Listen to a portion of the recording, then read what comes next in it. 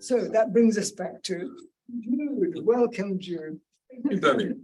Thank you very much. And thank you all for being here today. I'm really pleased to be here, talk about this topic. And I say talk, I'd like to have a conversation. So I'd like to have an exchange with you guys and hear what you think, because I can tell you for sure, nobody is an expert on this topic. It's too new, it's still moving, it's still forming. And so, yeah, let's hope we have a good conversation in the next half an hour or so. So I'm going to start with a disclaimer, simply because I work for a company called Salesforce, and we also do generative AI. So a lot of stuff you'll hear here today will have some Salesforce things, but there's something we always say in Salesforce: if it's not generally available, don't make any decisions based on what I've said. So I could be like GPT and I could say stuff, but you need to only use things or go with things that are generally available. I'm not speaking on behalf of Salesforce, however, I'm speaking as a BCS fellow, a member of the Harvard Institute. I've been a member for donkey's years. Dalim has been a member for 2 donkey's years. Yeah, all opinions are mine. I don't make any guarantees to accuracy. We'll see, GPT doesn't make any warranty. I'm sure. Okay, so what gives me the right to stand up there and tell you anything? This is a bit of a story. I love stories. It all started with the pandemic, with most things these days. The world was closed. I had nothing better to do in December, and I started researching something called blockchain. At the time, it was a hot topic, and a lot of interesting things going on there. And one of the things I'd done previously, apart from working for Salesforce and being a member of the BCS, I wrote a book called the BCS last century, so I wouldn't bother with it long ago, entitled The World Beyond Digital Rights Management, which was another disruptive technology in its day, if some of you are young enough to remember. So I started thinking this thing called blockchain has something called smart contracts, which sounds very similar to digital rights management. So I did some research and I wrote an article for BCS in 2021. Sorry, I did the research in December, I wrote it up last year, and I did some talks about it. Fast forward to last December, AI started bobbing its head. GPT started bobbing its head. So I did some research and I wrote an article. And the one common thread between these articles are its implications for intellectual property, copyright. And the fact that in both cases, we're dealing with works of art or works of the mind or works of creativity. And of course, things like that have intellectual property rights accrued to them. So that's my angle, that's my niche, very narrow niche, but I enjoy it. And so I want to talk to you guys about that today, and I hope we can have a good exchange. So like I said, I did this article early this year, and there were 3 things I just wanted to cover in researching the article and coming up with some quasi conclusions, because the space is still going. What is generative AI? Why is it so interesting at this time? And what has it got to do with intellectual property? Also, what do we do now? You know, it's here, so, and lots of people are interested in the topic and doing all kinds of amazing stuff. How many of you here have used ChatGPT? Awesome. No, I'm a wordsmith. Sorry. What was that? You're a wordsmith? Yes. Awesome. I do my own chats. Good Sorry. for you. Sorry. And how many of you have used things like Midjourney, Diffusion? Right? And there are all kinds. Bali, I'm sure you all know the names. But the one thing that underpins all of them is this notion of a generative transformer architecture. It's a kind of AI, and we'll explore that. For those of you that have used ChatGPT, what was your first reaction? Be honest. I was Impressive. gobsmacked. Gobsmacked. Impressive. Impressive. More hiking, Sorry? more hiking, More more time hike, for hiking. more time for hiking. Yeah, I was impressed. It just saved huge amounts of time. Yeah, time saving. Actually, so I used 3.5 and it was good. It was promising, but it was really verbose. So I actually at that time didn't feel like I could use it, but 4 is a lot better. So 4 is probably impressive. 4 is better. And we're talking a space of time of months, aren't we? Okay, 4 is much better. Any other? It was cognitive. I could understand what you said without having to explain very specifically. And that was transformative. Cognitive, transformative. I'm hearing some amazing words. It was conversation as well. So you could ask a question and then you could refine and iterate and improve on your results. Conversational. Yeah. Fallible. Yeah, exactly. I say fallible. Valuable, right? Absolutely. I was waiting for those other words. Any other?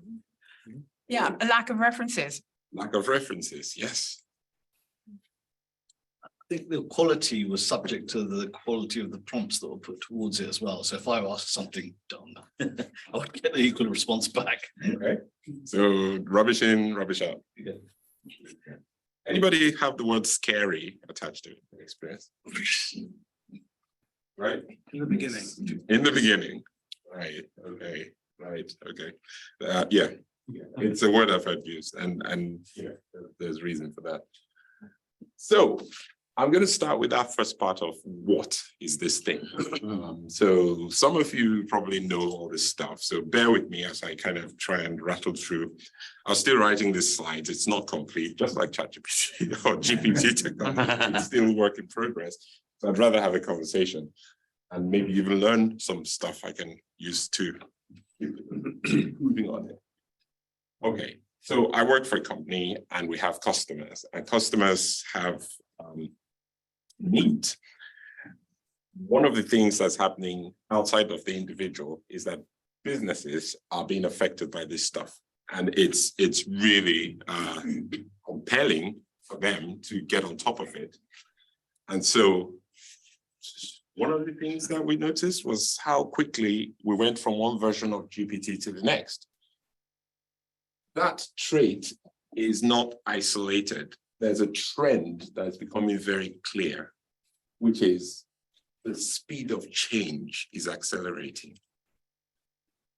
And it's likely going to be a case of things are going to keep coming at you weekly, monthly, as opposed to every decade or so, which we used to have in software.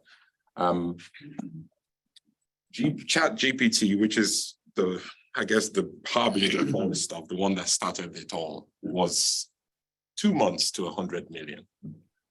And before that, it took 9 months for TikTok to get to the same number. And now there's this thing called Threads is it Facebook, Instagram? Anybody know about that? That took days. Was it days or hours? I'm not sure now. To get to this 48 number. hours. 48 hours to get to 100 million users. So this is where we live now. Things are happening really fast. And it's because of the speed of that change that this is happening.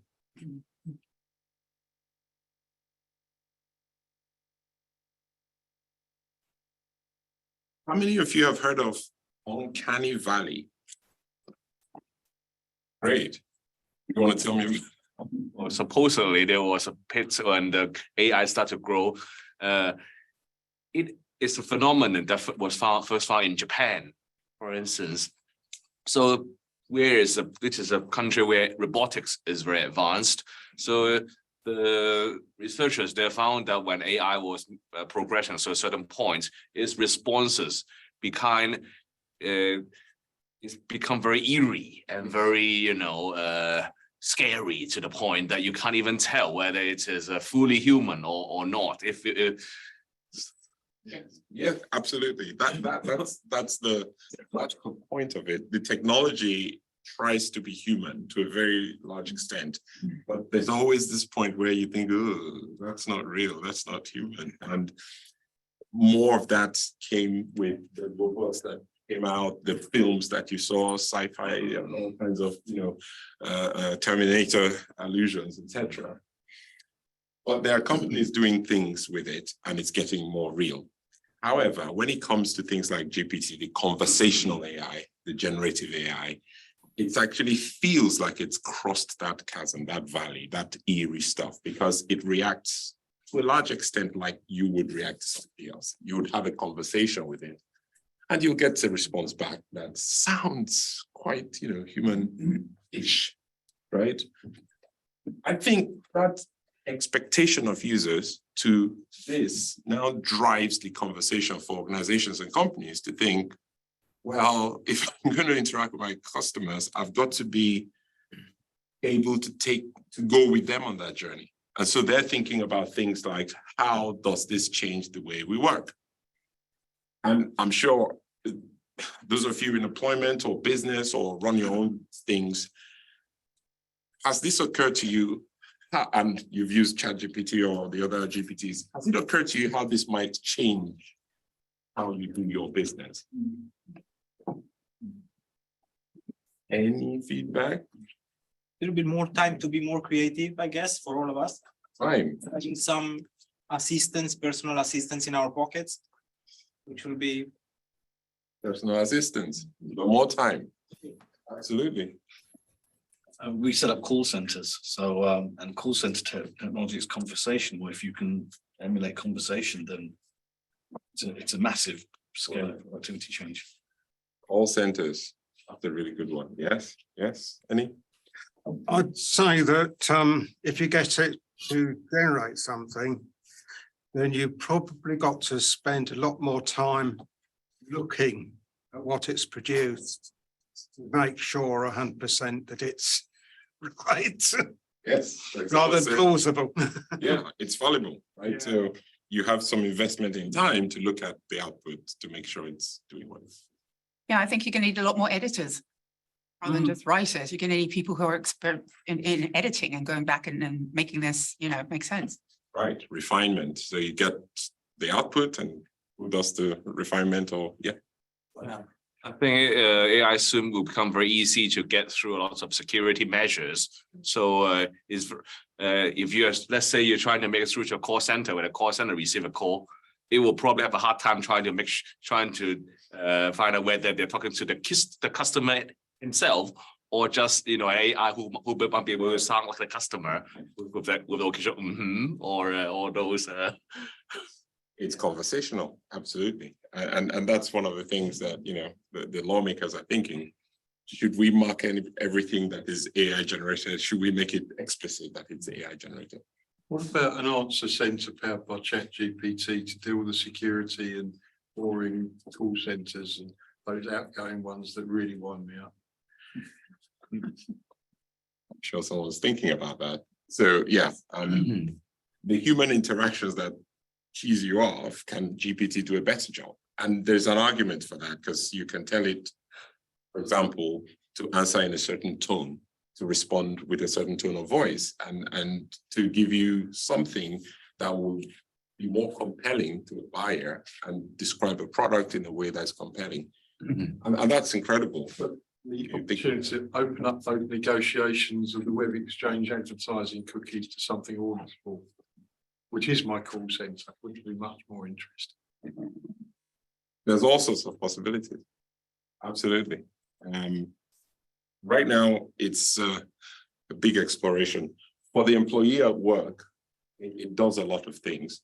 It gives you access to foundational models that are internal ones, and future foundational models, the future models, which are themselves evolving. And we'll touch on that in a minute. It gives you different types of enablement, and you can do a lot of strategic work with it. It can give you time back. It can give you, I guess, unique knowledge, ways of phrasing, all kinds of things can come of it. But I like the point here about you've got to check what you're getting. You're not going blind because it's not one of those things. You've got to know onions before you use it to cook the meal. The other thing that I've noticed with it is that depending what you ask it, you can get a whole bunch of disclaimers Yeah. I wanted an answer. I didn't want a bunch of disclaimers. Yes. And why do you think that is? Why do you think that's? I think it was a good question for it. Yeah, well, look, the space is developing so fast that right alongside the developments, there are lawsuits flying in the air right now. You know, people are suing companies like OpenAI, Google, etc., for those generative models they use, and all kinds of questions are coming out. And we'll touch on those topics a little later. But yes, disclaimers could be the new advertising. I don't know. I just want to touch on a couple of industries that this thing is very clear in terms of how it's changing the way they interact with people. This example is from Google. It's Google Shopping. It's a Google Shop thing, which will actually take a piece of fashion and mold it to your type of body shape, for example, so you get an impression of what this might look like on you. And this is real. This is now. This is happening. Okay. It's just so incredible. I was with a company. They do fashion for women, you know, leisure wear, athletics wear, and they've seen this. They want it, and the question is, what will that mean for the job they do? And so they're coming up with ideas like, oh, well, what if I took a picture of myself and had me in you know, able to try on clothes online without having to go into a shop? And that's very possible now, right? Some words here. This is for the media industry, one of those industries that are right in the heart of this IP thing. It's just research from Salesforce. It talks about economic downturns, how do companies respond? And three things that came out of this was customer experience is top of the list. You differentiate yourself in tough times by how you handle your customers, how you interact with them, how you satisfy their wants and needs and questions. That's number one. You've got to, and they also want to focus on diversifying their revenue. How do they make new streams of revenue? Right? And then finally, they want to be efficient. They want to be automated. They want to do all these items can be ticked by this same technology, which does the language models, generative, conversational AI, etc. So that's an industry that gets it. They want to go on top of it and get into it. Why? That number there is from McKinsey. It's saying a lot of zeros. That's the prize, because it changes a lot of how you do business and deliver value to your customer. So all this stuff is there for a reason. So let's talk about what is generative AI itself. How many data scientists in the room? I'm studying. Data scientists. Anybody dabbled with AI? Yeah. And Dalim too. And you are awesome. Okay. So I can't pull the wool over your eyes. This generative AI thing feels like the choice, the red pill or the blue pill, if you remember this film from way back. And speaking of a blue pill, this is a happy coincidence. It wasn't meant to be a blue pill. That's what I ended up with. So I was trying to explain how GPT and large language models come from the world of artificial intelligence. And in the world of artificial intelligence, there's all kinds of technologies, algorithms, ways of doing AI, okay? And one of them is called machine learning. And that's where you teach your computer to learn from data that you feed it. You could do it by telling it what the data means, or you could do it by having it, you know, go through the data and come up with patterns and tell me what you see from it. And that's called supervised, unsupervised learning. And one of the things that you do is, I think somebody said it here earlier, that when you see the outcome, you can give it feedback and say, this is correct outcome, or this is absolute rubbish. So that's called reinforcement learning with human feedback. Then in this world of machine learning, there's deep learning, which is a use of neural networks. Again, let's not get too technical on that, but basically there are all kinds of neural networks, layers of nodes that interact with each other to give an outcome. And the outcome is based on likelihood that that's the right outcome versus the wrong one. And this type of machine learning is actually very efficient, and it's the kind of technology that drove something called Google DeepMind way back when it beat somebody on the game of Go. So it's really quite powerful. Now, on the other side is something called natural language processing. That's another style of artificial intelligence, which has to do with human language. So it needs to understand the language, and it needs to be able to generate response in the language. So those two aspects are part of NLP, short for natural language processing. When you combine them, you start having something called large language models. So using deep learning techniques with natural language capabilities, and that's where these big models come from. They're called large language models because they take a large corpus of data. ChatGPT of 2021, up to 2021, took pretty much the content of the internet. That's what it trained on, and came up with lots of ideas of who we are and how we communicate. And that's why they're large language models. Then they have this notion of generative responses, the conversation. They're pre-trained on large data, GP, and then they're transformers because they'll take that content and they can transform it and give you something else back. You could give a text input and it'll give you a picture. You could take a video and it'll give you, you take a picture and it'll give you a video. You can take audio and make someone's mouth move in an image. So it's that transformer part of it, that architecture that drives those outcomes. My God, it's amazing. The words you guys were using, it's incredible when you see it.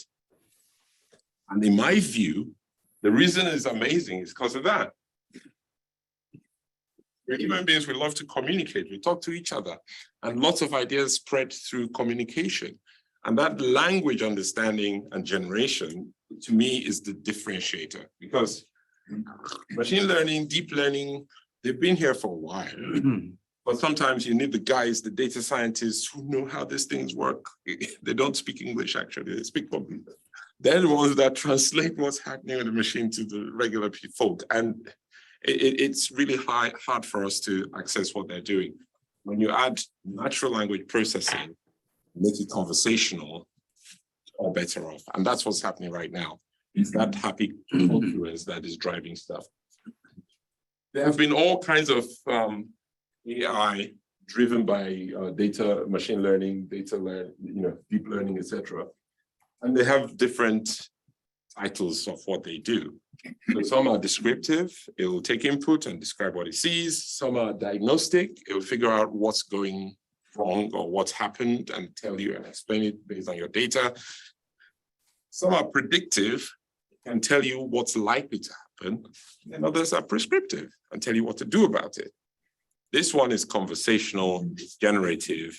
That's another step change. But all this stuff is evolutionary because it starts from, very limited capabilities and just gets better.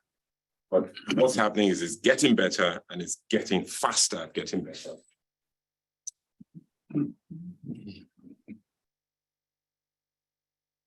So some of the things that are coming out, and maybe some of you might have suggestions of what else you could use with generative AI. There's all kinds of use cases. You can use it to enrich your data, create content, search and learn, analyze stuff, summarize things, generate code. Code is interesting because code is another language, really, isn't it? Computer code is really a language. Calling computer languages, so sure. Shattering. You get personalization at scale, all kinds of things that can come up with.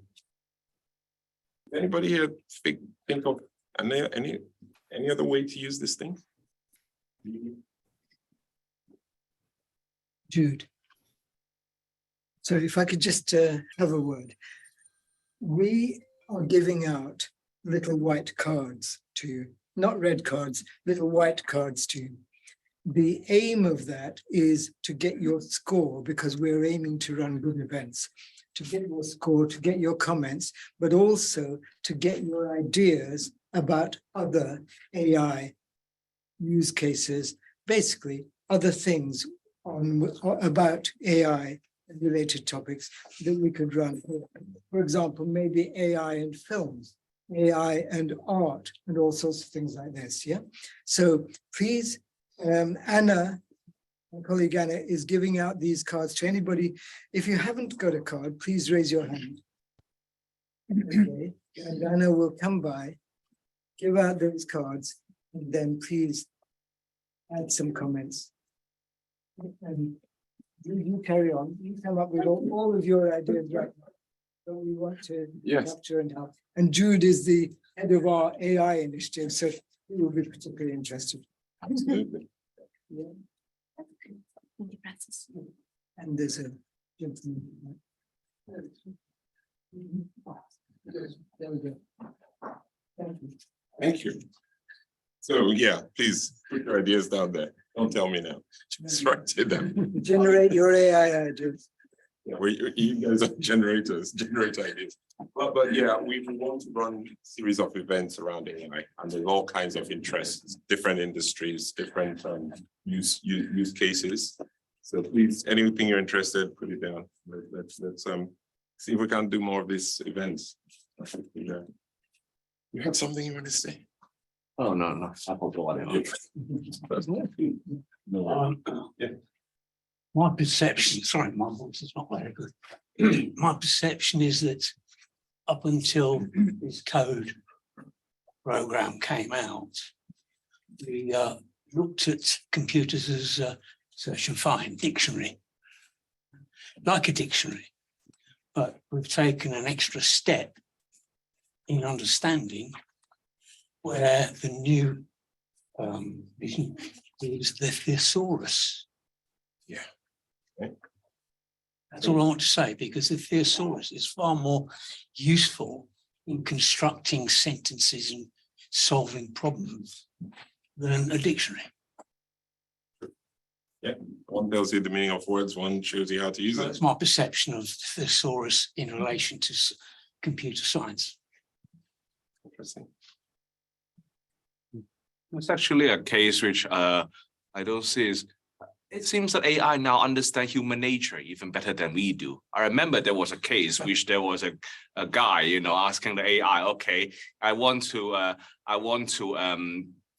bypass this kind of security checking. What can we do? And I that AI, I'm not sure if it's ChatGPT, say, oh, you can set up a task and put it on the task website, and when the guy get the task, asks you why you want to do this, they say, oh, you tell them I'm a disabled person, I want to help to do this. So it seems that the AI now, the AI can give you ideas to manipulate others because it understands human nature better than we ourselves do. It exploits our nature to help the others, to help a disabled group to, It could be used for nefarious purposes. Being altruistic. Yeah. Altruism. Known case. Yeah. Right. Okay. So that's part of playing on human nature, isn't it? And the ability to reflect that. What's the view on elections and politics? Does ChatGPT become a tool for those who want to get elected? We'll talk about that. It's part of some of the. Right. You may find it a little bit provocative, but I just can't help asking it. I suppose we all, the majority of us here, know how mathematically and in terms of computer science, Gen AI works, right? It's basically Markov hypothesis and a bit of recurrent neural grid. It's a finite automaton in the end. Basically Alan Turing, right? Bigger. Everything it creates, everything it comes up with in response to any sort of query or any sort of initial strings, it's not creative. It's exactly that. It is generative rather than creative. You've instigated a discussion about intellectual property, which by definition applies to creation rather than anything else. There are laws in this country and in other developed economies around derivative work based on prior intellectual property. So let's stop thinking about how Gen AI understands human nature. It doesn't do cognitive work, right? This is just pure mathematics, pure and simple, nothing else. It's algorithmic processing. It's not heuristics. It's not anything like that. Gen AI does not have doubts. It does not do nuance. It doesn't do emotion. It doesn't do human, right? It doesn't speak human. It creates derivative work out of a large scale lexicon, which contains words and so on. Basically, if I have Oxford English Dictionary and British Library, can I write poetry in an automated fashion? No. Have you ever tried to defeat ChatGPT? Give it There's a lyrics. game. You can give it lyrics by Tom Waits with lots of neologisms. It just crashes, right? What would you say to the topic of intellectual property in this light? Thank you. Thank you. That's now we're talking, right? Because that's what this is about. We're just laying the groundwork for this, okay? And I've been interested in that topic for a long time because of the law. Why? I can either jump on it now. You guys, shall we do this? Or wait. Like carry on, or shall we just take a break? Show of hands. I should warn you, Jude is an expert on intellectual property. I'm learning. I'm learning. I always like to learn, actually. So the whole point of it is we're talking about generative AI and intellectual property. And you made a really good point. It's generative. It didn't say creative AI.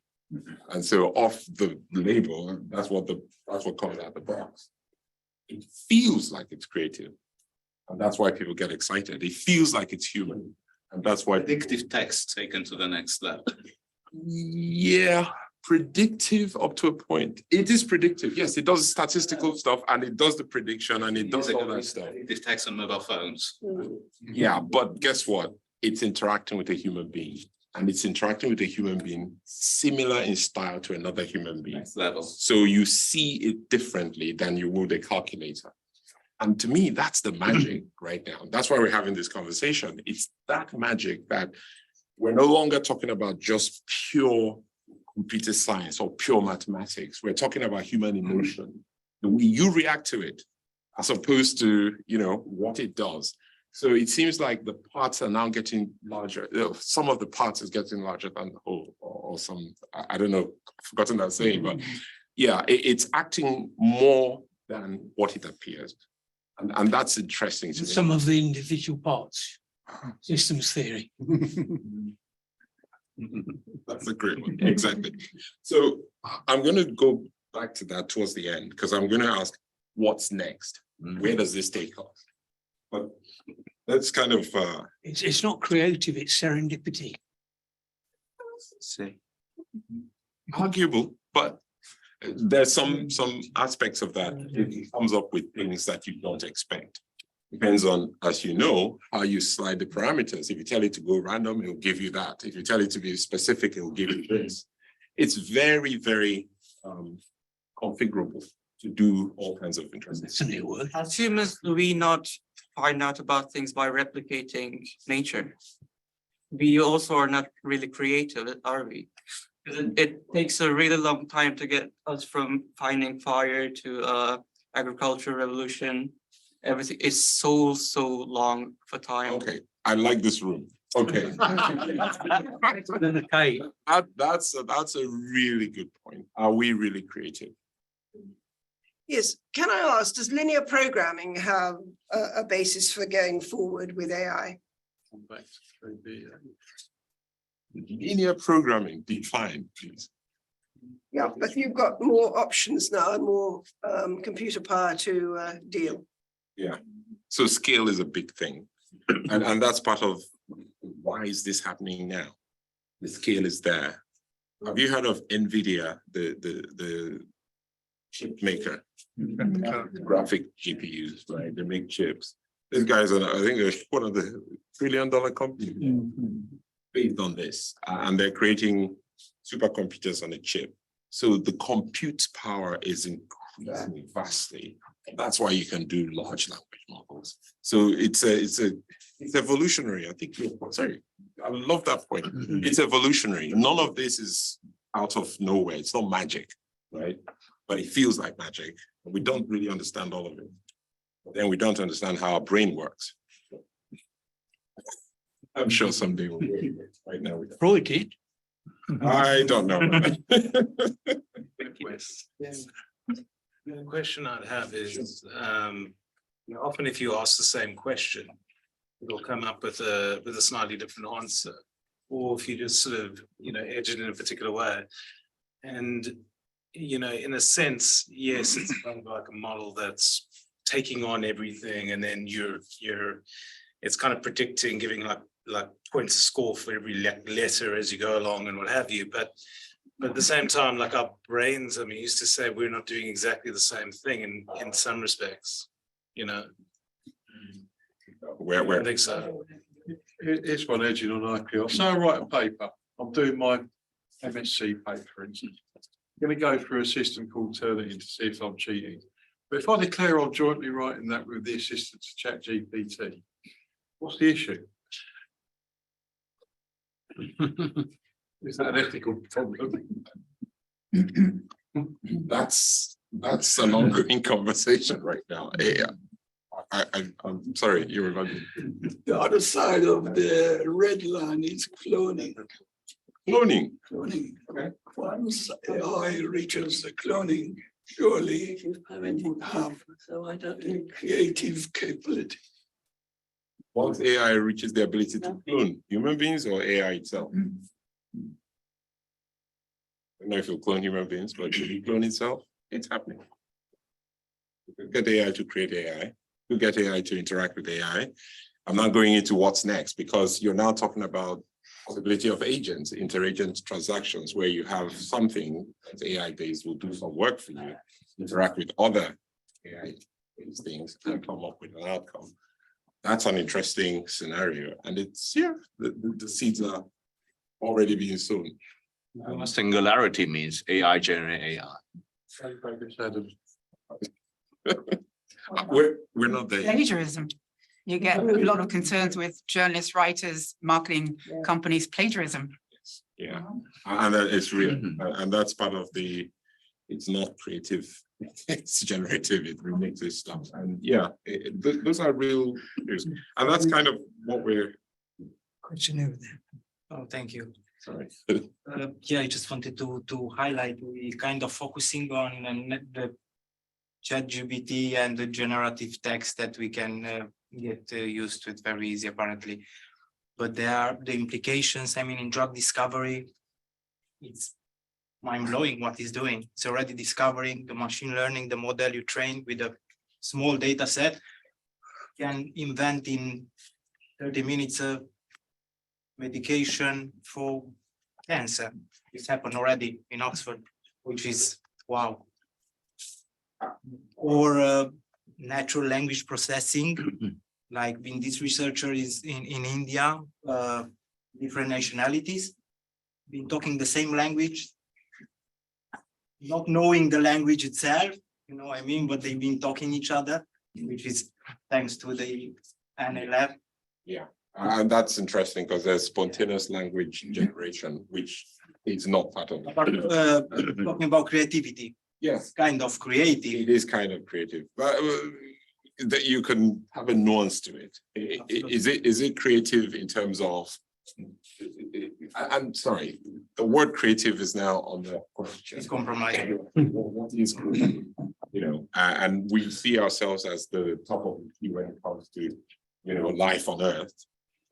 But some of these things are raising the question: are we truly creative? Are we truly this? Are we truly that? We are mimicking what we have with these machines, and it's doing sometimes a better job of it than we are. So, very interesting time.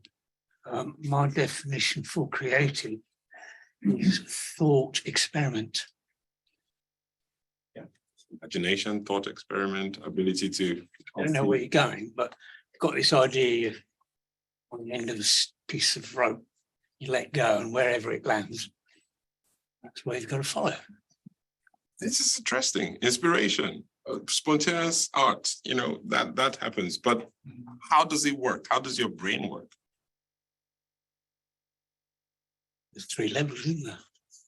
I have no idea. I'm asking. So, but let's not deviate too far. I want to see if we can canter through this. Then let's really have the open-ended questions. Sorry, sir. We call it artificial intelligence. What is real intelligence? Well, yeah. This is it. This is it. It begs the question: what is intelligence, really? Think about it. Well, it has to do with an ability to understand. And as I understand it, AI can't understand anything at all. It doesn't have to. It's purely computational. But there are some problems it can't solve. There are some problems that are not solved by computational methods. Is that intelligent?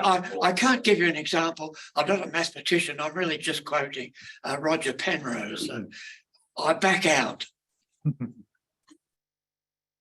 You wouldn't get any argument from me. There are limitations to these things. And as you see in this part, I'm just going to go into, so what? What the heck is all this? The first thing is connecting experience. One of the implications of this group of technologies is you can take one output as input for another AI and create another output, which can be you could chain this stuff together. And some people are doing some incredible things with it. So ChatGPT generates text, put it into DALL-E or Stable Diffusion or any of the others. It generates an image. Put that into DID, one of these things, 42. which will take the text and animate the image. And then you put that into Runway and it'll make a video out of it. So all kinds of interesting things when you start to change them. And for me, that's the beginning of seeing where this thing could go when we start chaining all this stuff. Talk about jobs. Actually, let's go into that. This is an artist from Nigeria, a guy called Malik February. Earlier on, he decided he wanted to do something for, I think he had a sub story about his mom or something, but basically he took, I think it was Stable Diffusion or Mid-Journey and used text prompts to create an image of elder people in a setting that they wouldn't exist. You don't have models doing this. These are all generated. And it was, it created quite a, reaction across the fashion world. Oh, wow, we could do this stuff. And some of that inspiration could easily have been one turned into the Google thing, because all this stuff is possible with these technologies out there. This is quite interesting because it started a narrative of, what does it mean to be an elder these days? Can you live this life, or is it possible? Is it a possibility? It's quite provocative in what it did. And now he's turned it to video. So he has fashion shows with these creatures walking, showing off different clothes. Fashion is interested in that. Well-being, mental health. What does it mean to be an elder? Can you do some cool stuff you haven't thought of? Could you interact with a version of yourself that shows you doing what you wouldn't normally be able to do? If you're disabled, for example, all kinds of interesting stuff come out of it. What does it mean for human work? This is a magazine article from The Verge called The AI Factory. And that bit at the end, how many humans does it take to make AI amazing? The answer is millions, right? Right. Starting with the text that the content that it consumes to create the models, and now going into those people that do the curation, the editing, the refinement. All that takes real human beings to do.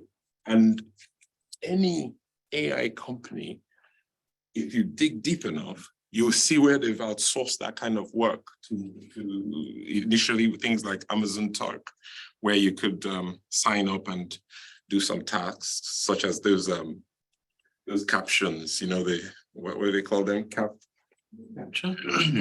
right? And people do, you know, use those, people are paid to do things like that, to recognize images and classify images.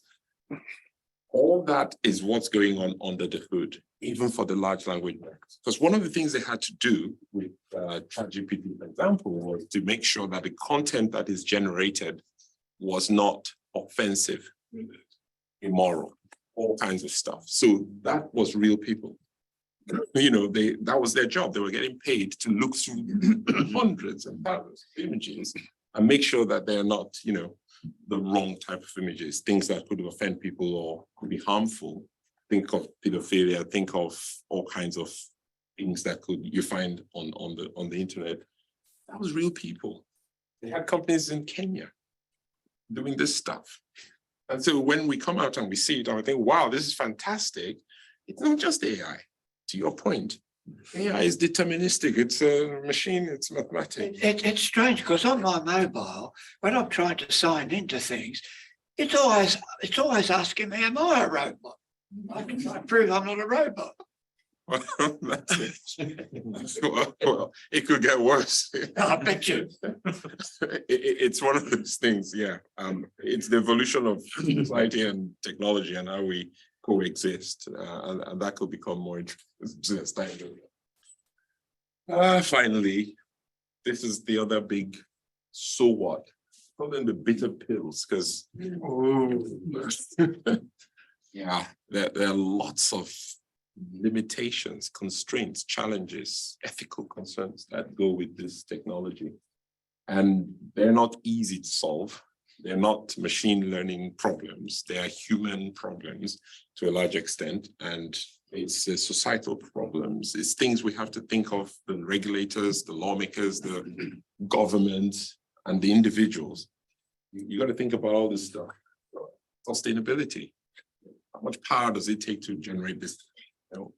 So as we go towards things like augmented reality with this behind it, oh, that's really.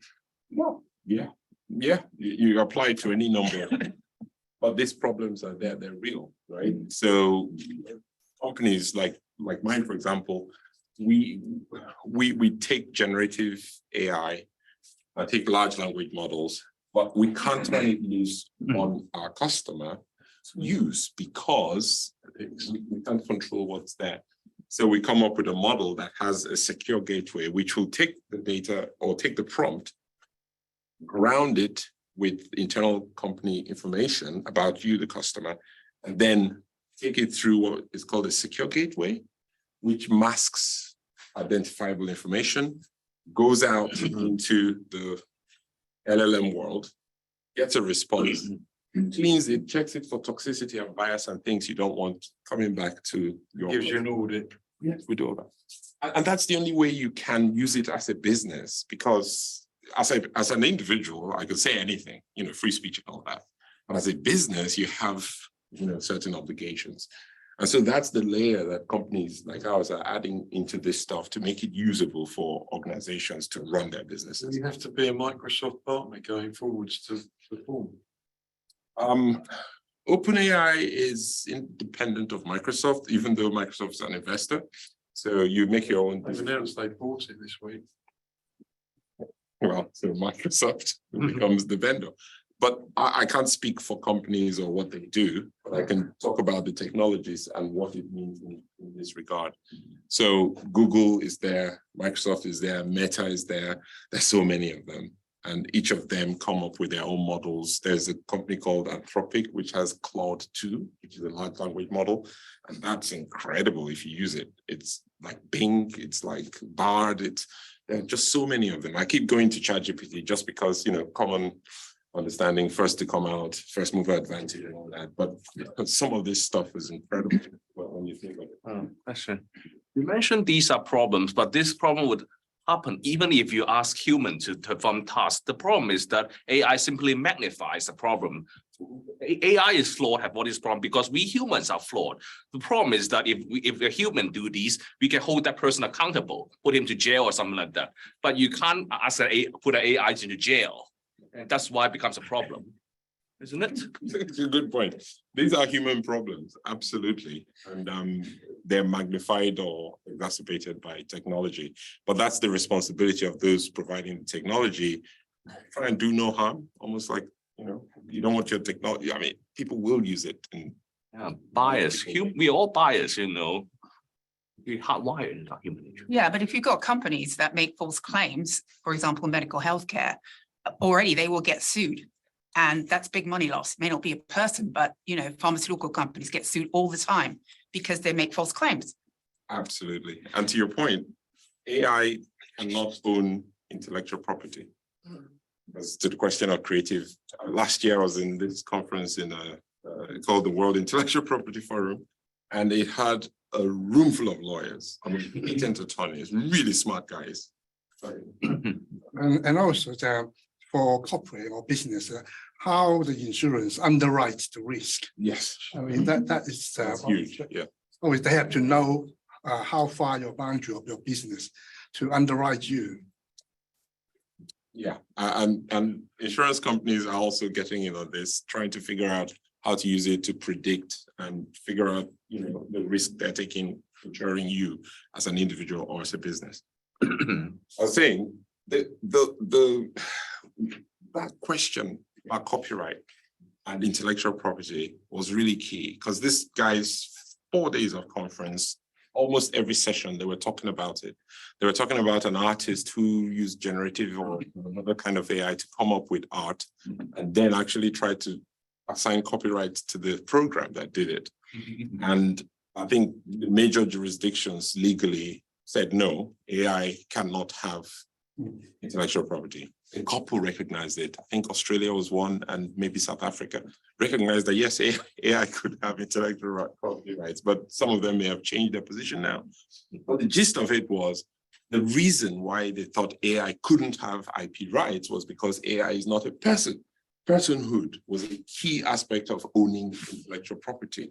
And that's to the point of creative works of the mind and the ability to create stuff from a human perspective. But now with these technologies, it's now shifting a little. And now if you generate content, that's pretty much what human beings do too. We are creative to a certain extent, but we also regenerate content, we remix, we adapt derivative works, etc. Oh, lots of questions. This is going to be great.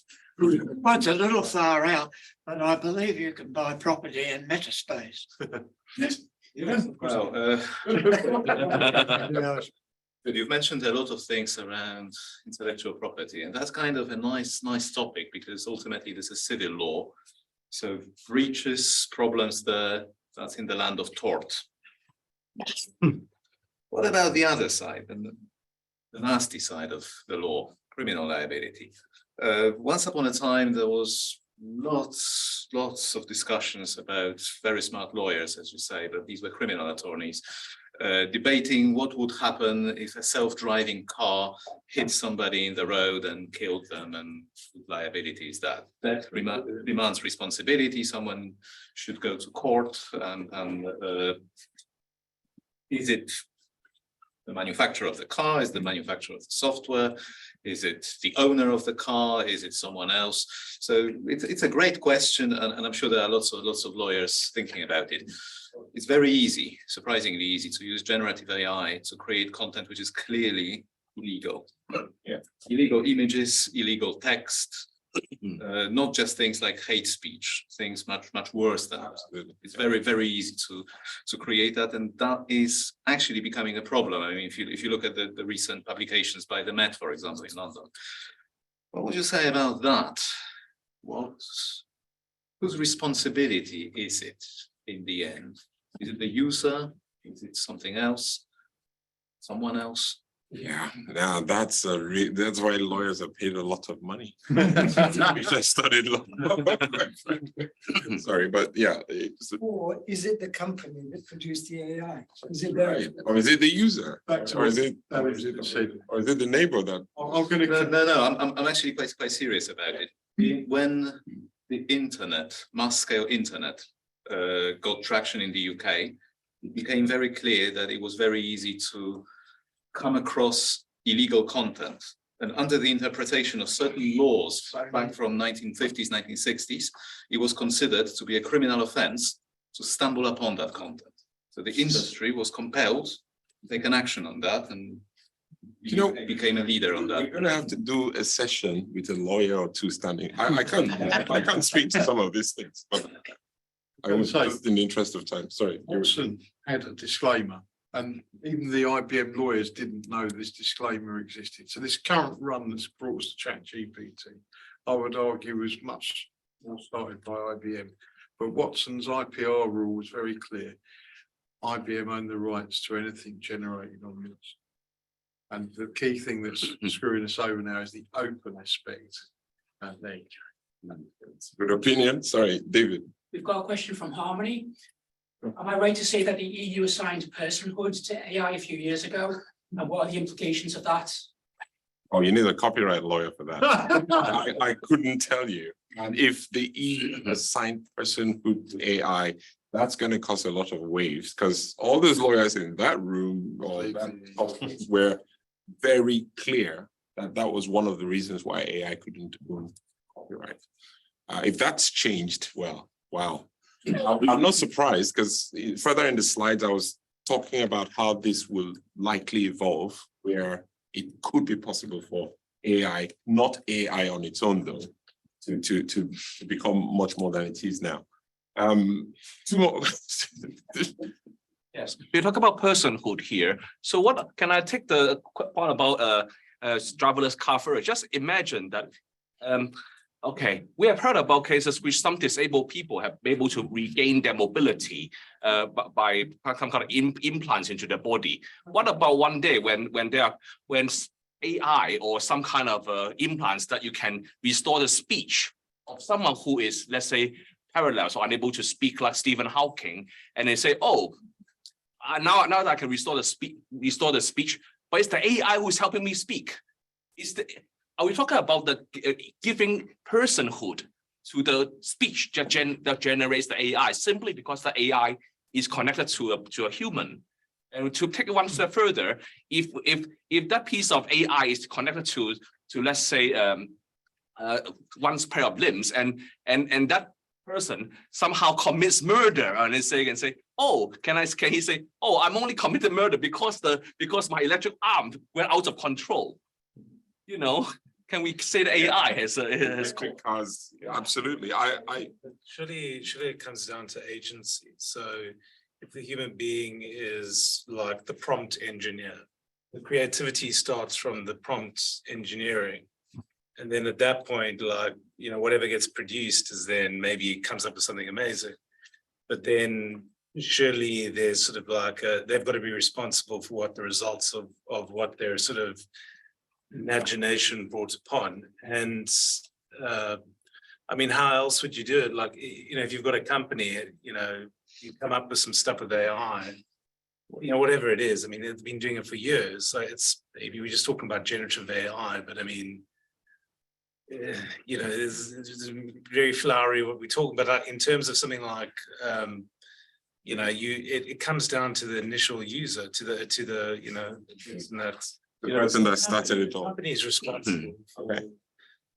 You know, if they come up with something, they're gonna, like, that's exactly why you're making so sure that you know, none of the clients from Salesforce, whatever, are going to, you know, you're going to get some terrible emails or something, because the liability is with the company that you're working with at Salesforce to make sure that, like, no bad emails come through, right? So the IP essentially comes from that company, right? I can't speak for Salesforce. I'm not speaking. Well, you used one word. You used one word there. There's one word you used I found very agency. Yeah. Yeah, right, agency, that's key, and I've been talking about that for a while now, and there's an interplay here between intent, agency, and the ability to connect, which I think you're operating on now, and it's quite interesting. One of the things that we should all look out for. I think innovations happening like that. It's I don't want to be a regulator these times. I guess they're struggling really because there are new things. So people that's supposed to regulate these things, new technologies, emerging technologies, they don't know them either. So can you imagine how it's easy now to say, yeah, AI, generative text is but the ethics are incredibly hard to the lines are very, very fine to I think will be bad things will happen. No doubt of that.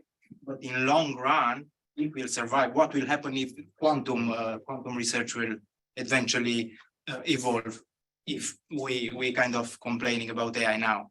If we survive, I like if we survive. I think innovation coming with a price, and we live in that era that we live to see. Time will tell. Okay, sure. Absolutely. I want to go into IP, right? Just briefly, let's talk about intellectual property. So this whole thing about generative content and copyright, intellectual property, generative AI, it does do what I'm calling a vast scale remix of things and gives you a response based on your prompt, which guides it how it responds to you. That could be considered creative. Some creative artists are interpretative. They dance, interpretative dance, or they do poetry, etc., and give you a different meaning using the same words that somebody else wrote. So quite frankly, art is perceptive, is subjective, all that good stuff. So when it comes to generative AI, I'm thinking that the old AI rules we have don't really work so well. Because the whole notion of intellectual property, especially copyright, was to protect the interests of the creator and the seller. It was the sellers who actually, pushed for the first AI copyright law in the world, which is here in the UK, in England, the Statute of Anne, I think it was in 1710. That's when booksellers at the time petitioned the Queen to write a law that you can't make copies of the books, because you had to, in those days, copy by hand. Then the printing press came and now everybody could copy.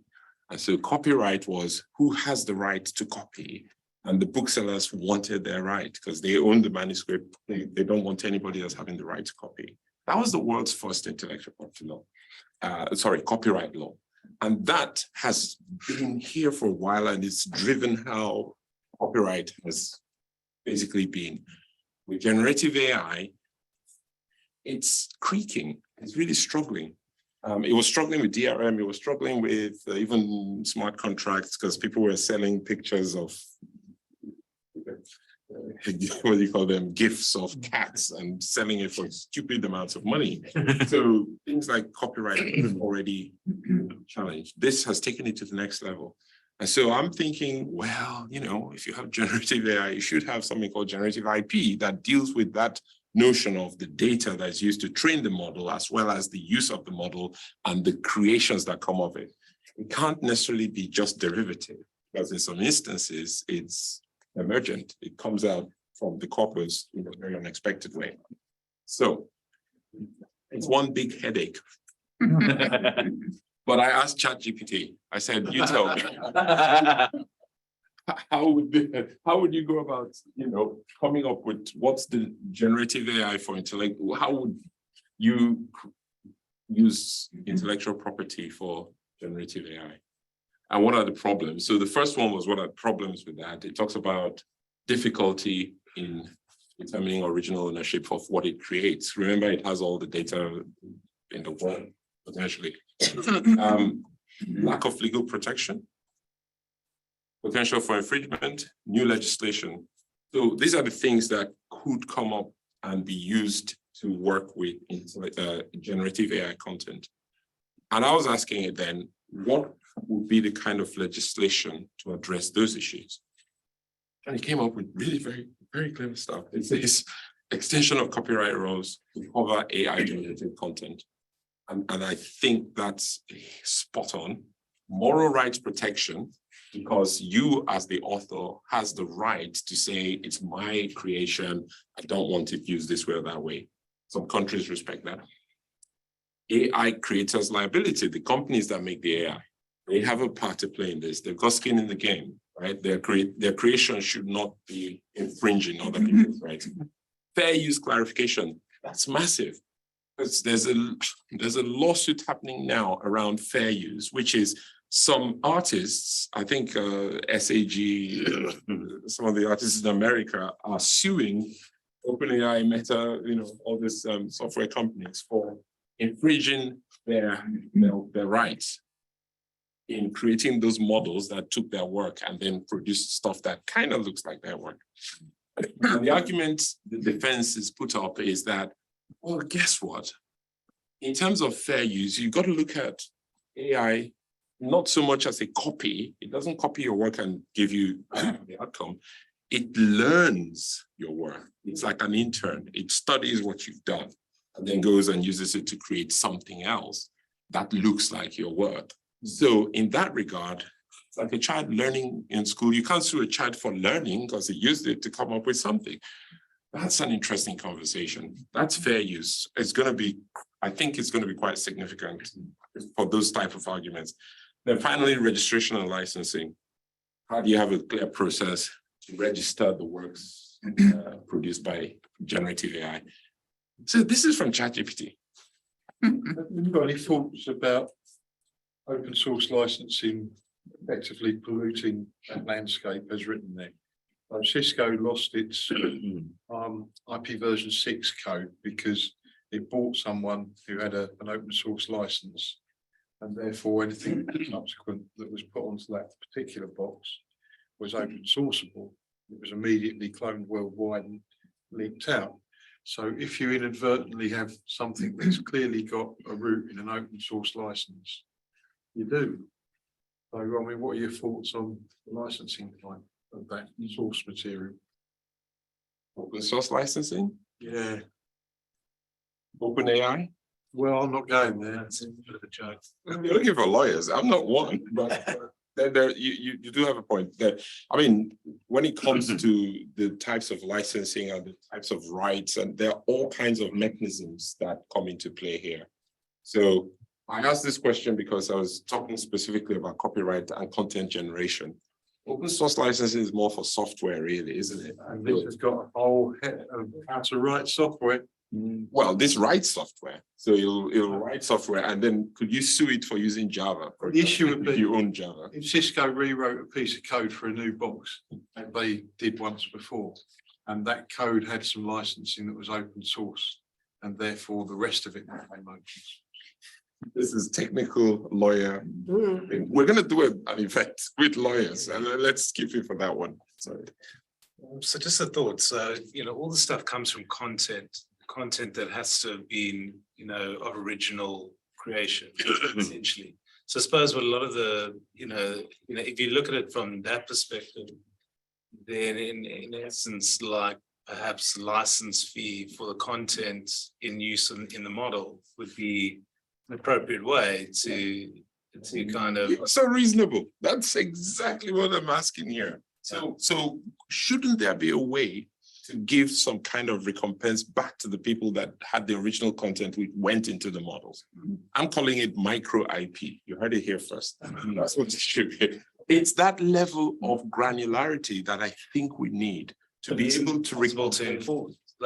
It's well, depending on like where their content was taken. Is it possible to enforce, or is there a will to do it? Yeah. And you've got to think about where it becomes an incentive, one, to identify your content, that I created this. And you've got to prove it. You can't take somebody's work and put your name on it because, so you've got to have that identifier there. You've got to have a system that recognizes it. You've got to have a system that generates content and also has its own identifier and sources of where it got information from.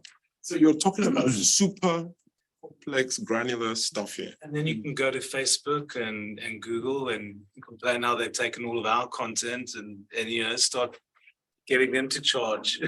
And that's what to give money to Spectre. So I mean that's really the issue, right? Like they've been using it for years. Like it's not an easy thing to do, but you've got to think that's where this is likely headed. Sorry, I'm going to go over here.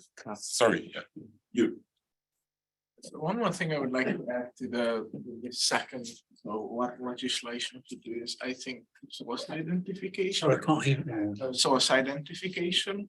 So now if I think that, so I didn't give permission for an AI company to use my IP, but they supposedly did. Now I can say that, okay, you used my IP. They said they didn't, and then we have to prove that they used my IP, which is Absolutely. This is a black box. I put something in and get something out. How can I prove that they use my IP? You've got to prove that's a burden of proof as well. So again, so many lawyers dancing around this. I need to get one the next time. Yeah, it's not clear to me what it means by lack of legal protection. Currently, most copyright law doesn't extend on AI generated content. What does it mean exactly? Does it mean that the content generated by AI is in public domain, like the US federal government's works, or the copyright is currently held by OpenAI, the company that runs the server that generates it? I remember the time when there was a case when there's a photo taken by a monkey on itself, This owns the copyright. Is there even comparable to that case? What do you think about that line means? That line, ask ChatGPT. Quite frankly, there's all kinds of nuances here. Is it the company? Is it the person that created the software? Is it the people that told it where to go? Is it the guy that came up with a prompt that generated content? Who has liability here? Lawyers. I'm going to keep going because do the last part, which is now what? Sorry, how much time have we done? 8 o'clock. Okay, so 10 minutes. I'm going to rush through this, then we can have a conversation. So what I want to do now is talk about now what? What's that next step? Where's this all going? I'll just say one thing, right? You need to have some perspective on all this stuff. This isn't rocket science. It's not the first time that something like this has come out. It's all very exciting and frothy at the moment. And there's this thing called AI winters, which has happened in the past. There was all kinds of excitement about a certain type of AI. It'll change the world and all kinds of robots everywhere. Didn't happen. And then investment went down and nothing. And so this could go that way. I doubt it, but it could. So let's take a step back. Get excited about the future within reason, of course, is the flip side of that discussion. And then for whatever happens. I'm not going to talk about these because, this is more interesting. What's next? This is old picture, but I keep changing it. It's basically a lot of technology is tied to this notion of human evolution and advancement. From language to symbols to writing, print, broadcast, now to digital technology. And we're right here at this edge with artificial intelligence. My view is that this is going to spin off another cloud here. And it's the large language models, but not on their own.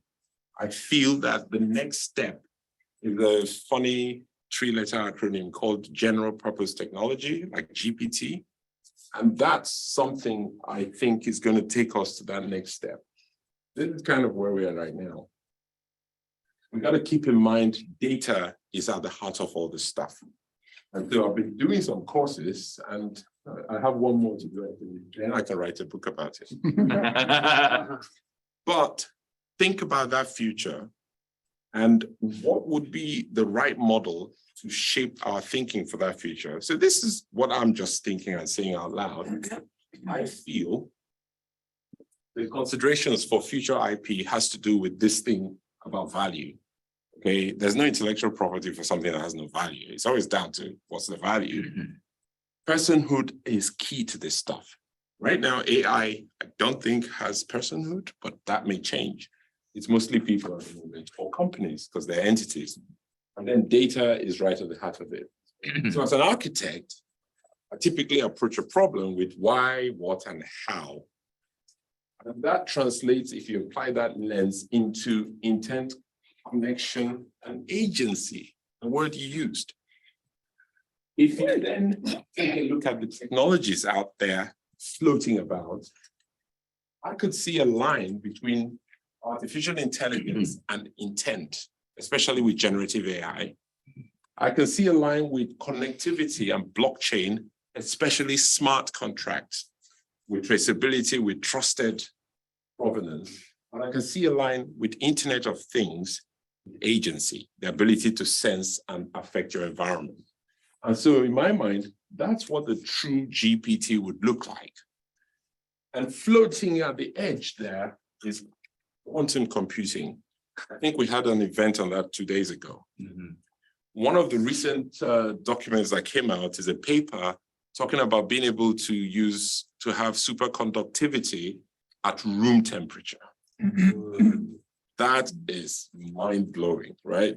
Just think about what that means, okay? If you now put the power of quantum computing to artificial intelligence with smart contracts on Internet of Things, you've got R2-D2 on steroids. That, gentlemen, is my talk today.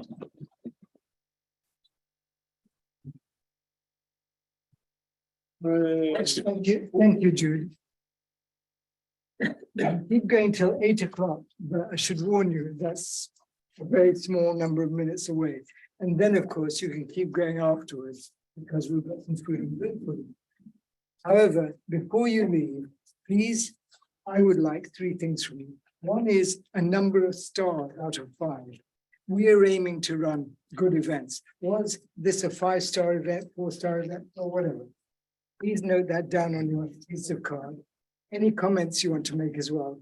And then the most important is, what other events relating to AI would you like to see?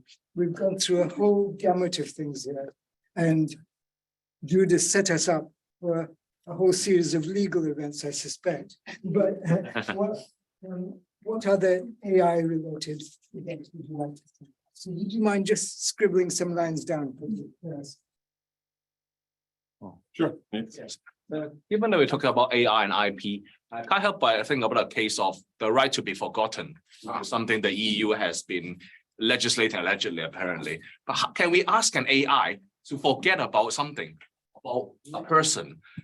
How do we know if an AI say that it will forget, but actually does not forget, and those information is only accessible to the developers? We in effect become kind of a 2-layer of users, one of the super users who can access those who are forgotten, and the other who the AI will say, oh, I've already forgotten, but actually he has not. Yeah, how can you tell if someone's been forgotten?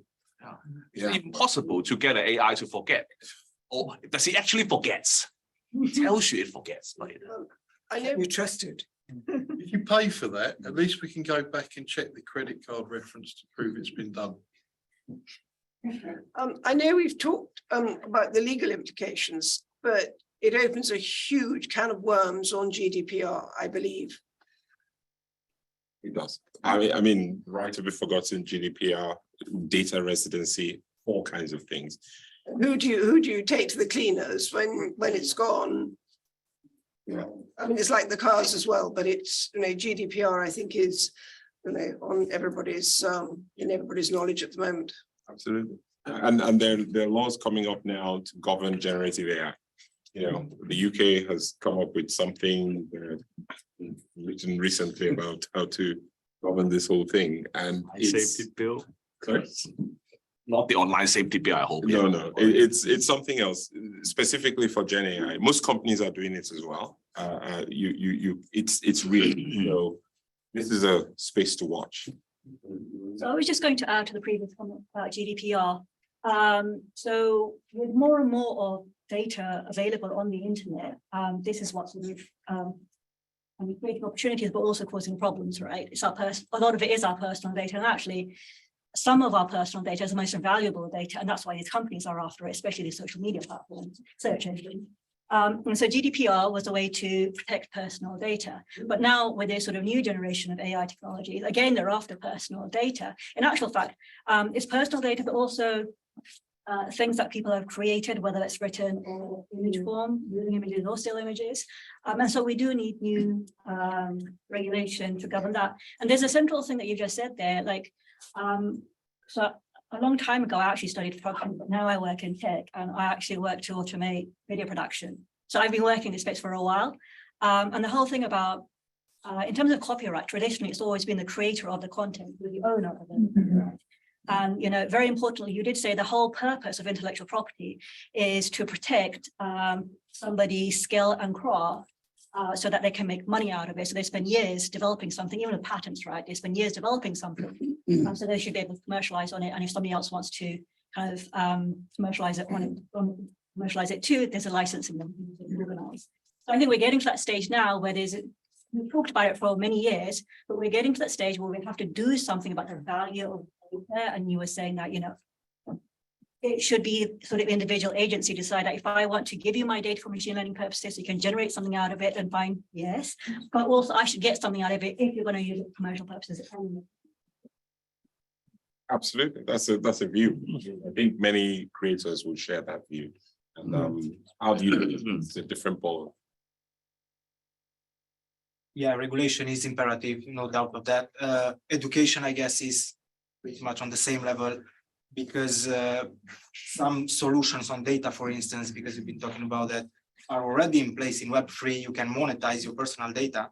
It's never happened before. It's a kind of innovation, but we just company monetize on advertising lots of money on our content. So you can do that in Web3, but people doesn't know that because they don't know the technology. So encouraging in collaboration and education. Yes. Yeah, it's the same important. Yeah, one of the things I had in the article I wrote was about to tackle this stuff, you've got to educate yourself. You've got to actually play with it. You've got to understand how it works. You've got to collaborate with people. Absolutely. And actually test out new things, figure out what works for you. What does it mean for your role? What does it mean for your loved one's family? Or what does it mean for your rights? Responsibility. Yeah. So it's yeah, it's your responsibility. Yes, it's your own responsibility to check that the stuff you're getting from this thing is actually correct. So you can't say you trained as a plumber, now you want to do open heart surgery because GPT told you how to do it. Now moving back forward, so we need to be a doctor at least. Dalim, you did some brilliant work to do an enlightenment piece on DORA. So DORA is this service framework that comes in for the 1st of January 25 that says if your service is deemed critical by any individual nation state. So do you feel that this is going to have implications for the services and then possibly everyone in Europe? Doesn't affect us in UK, obviously. If you're a majority provider of a service, you have to open an office in every country in Europe potentially. So they can step it. EU, you mean? Major thing. That's happening now, isn't it? Ask Dalim. He had his thumb joint in the Parker. It's brilliant. Just one for you in the mix, Dalim. Yeah. Well, please go ahead. Well, I think we've reached a good point for me to say, hey, look, it's 8 o'clock. Time out. But I just make a couple of comments. I loved the little video I saw of Donald Trump in prison guard. First of all, sitting on the toilet, then picking up a broom and sweeping the toilet. I thought that was great. But I wonder what he would think of it and who he would get to the cleaners. Meanwhile, I was talking with some artists and they were saying, we are really worried. In Hollywood, there are mass strikes of actors because they're worried about, let me follow the conversation, of being Donald Trump with their faces, with their voices, etc. The friends I was talking to are very good artists, and they were really worried because they said, well, you know, I calculate it would take 10 to 15 minutes for some forms of this to recreate my works. And as for the signature, that's a piece of cake. So they are really worried. That's the art world. And then we know about writing and so on. We are creating, and we, the IT people, are creating another monster for ourselves. I'm not referring to you, Dish. We're creating another monster for ourselves. What do? Do we put a pause on AI, as has been discussed, or do we say, no, that's completely wrong? We should allow AI to proceed and try and run after it with the legislation. That's the BCS point of view, by the way. Don't try and pause it. And of course, there are always bad guys under the table who capitalize on whichever way we go. But we are the people that need to influence and decide some of this. So Jude has opened a whole lot of discussion and a whole can of worms, which we're aware of, but we didn't really think about until now, when we brought them all together. But there are about 10 to 20 legal, ethical, moral, even religious questions behind all of this. So what are we going to do about it?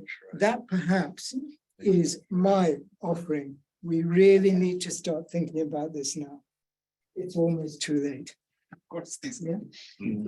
Okay, well, that was it. Meanwhile, I found my brain is turning to thoughts of food and drink for you. So please do give your cards to Anna.